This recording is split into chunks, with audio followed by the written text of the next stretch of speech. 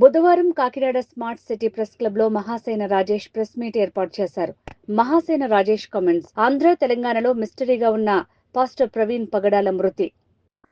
ప్రవీణ్ మృతి accidental death గా అనిపిస్తోంది. ప్రవీణ్ మృతిని రాజకీయ కోణంగా చేస్తున్నారు. ప్రవీణ్ పగడాల మృతిపై మాజీ MP Harshakumar, Jupudi Prabhakar, K A Paul రాజకీయం చేయాలని చూస్తున్నారు. క్రైస్తవ సంఘాలను పక్కదోవ పట్టిస్తున్నారు. అందరికీ జేబీ, అందరికీ నమస్తే అండి. మీడియా మిత్రులందరికీ ఈరోజు ఈ మీడియా సమావేశం ఏర్పాటు చేయడానికి గల కారణం, గత కొన్ని రోజులుగా ఆంధ్ర తెలంగాణలో సంచలనం రేపుతున్న పాస్టర్ ప్రవీణ్ గారి డెత్ మిస్టరీ. ఆయన రాజమండ్రి దగ్గర ఆయన చనిపోవడం జరిగింది. తద్వారా చాలామంది అది హత్య ఏమో అని చెప్పి ఆంధ్ర తెలంగాణలో ఉన్న క్రైస్తవులందరూ చాలా ఆందోళన చెందారు. వాళ్ళు ర్యాలీలు చేశారు, ప్రభుత్వానికి వినతులు అందించారు. అయితే ఈ సంఘటనని కొద్దిమంది కావాలని తప్పుదారి పట్టించడానికి ఇప్పటికి కూడా ప్రయత్నిస్తున్నారు.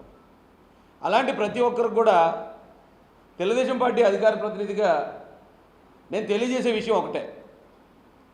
పోలీసు వారు కానీ ప్రభుత్వం కానీ ప్రతిరోజు మీకు చెప్తూనే ఉన్నారు, ఒకవేళ అది హత్య అని మీ దగ్గర ఏమైనా ఆధారాలు ఉంటే దయచేసి మీరు పట్టుకొచ్చి పోలీసులకు అందించండి, ఆ కోణంలో దర్యాప్తు చేస్తామని.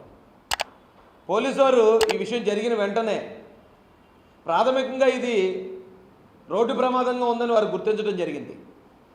గుర్తించినప్పుడు ఆ రాజమండ్రి గవర్నమెంట్ హాస్పిటల్కి నేను కూడా వెళ్ళాను అదే రోజు.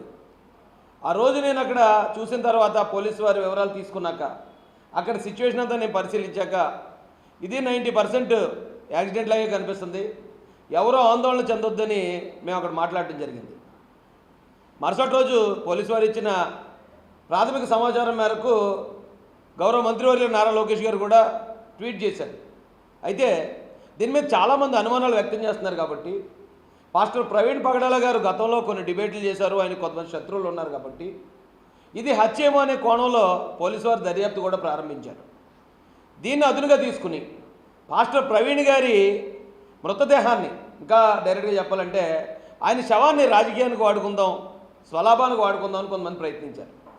దానిలో మొట్టమొదటి వ్యక్తి గౌరవ మాజీ ఎంపీ హర్షకుమార్ గారు. రెండో వ్యక్తి ఇప్పుడు వైఎస్ఆర్సీపీ నాయకులైన జూపూడి ప్రభాకర్ గారు. మూడో వ్యక్తి కేఏ పాల్ గారు. ఓకే, కేఏ పాల్ గారి విషయాల్ని ఎవరో పెద్దగా పట్టించుకోరు అనుకోండి, కానీ వీళ్ళిద్దరూ ఇంటెన్షనల్గా ఇది యాక్సిడెంట్ హత్య అనేది ఇంకా కన్ఫర్మ్ అవ్వకుండా యాక్సిడెంట్ జరిగిన రోజే, ఎప్పుడైతే ఆయన చనిపోయిన రోజు ఏదైతే ఉందో అదే రోజు హర్షకుమార్ గారు అక్కడికి గవర్నమెంట్ హాస్పిటల్ దగ్గరికి వెళ్ళి ఇదంతా కూడా హత్యే, కన్ఫర్మ్ ఇది హత్య, నాకు డాక్టర్లు కూడా చెప్పారు, అలాగే ఇదంతా కూటమి ప్రభుత్వం చేస్తుందని బేస్లెస్ ఎలిగేషన్స్ చేశారు.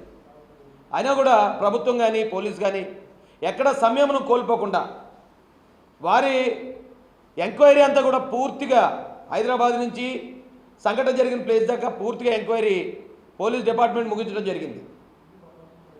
ఇప్పటికే హర్షకుమార్ గారికి 2 సార్లు పోలీసులు నోటీసులు ఇచ్చారు.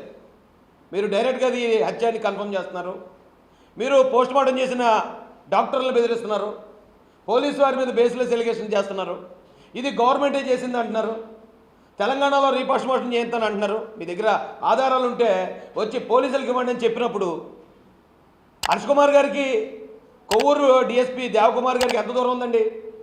10 కిలోమీటర్లు వెళ్ళి ఎందుకు మీరు ఆధారాలు ఇప్పటి వరకు సబ్మిట్ చేయలేదు?